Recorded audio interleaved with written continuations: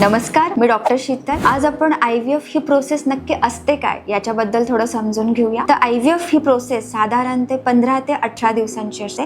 त्याच्यामध्ये पहिले 10 दिवस आपण इंजेक्शन देतो, मग हे अंडे वाढवण्याची इंजेक्शन असतात। मग 1 दिवसांचा गॅप असतो आणि 12व्या दिवशी किंवा 13व्या दिवशी अंडे काढण्याची म्हणजे ओव्हम पिकअपची सर्जरी केली जाते। याच्यासाठी शॉर्ट जनरल अॅनेस्थेशिया दिला जातो। जे सोनोग्राफी मशीन आहे त्याला सुई लावून अंडे काढले जातात आणि हे एका टेस्ट ट्यूब मध्ये गोळा केले जातात। म्हणून पूर्वीचे लोक टेस्ट ट्यूब बेबी म्हणायचे, पण टेस्ट ट्यूब बेबी हे मिसनोमर आहे। टेस्ट ट्यूब मध्ये बाळ तयार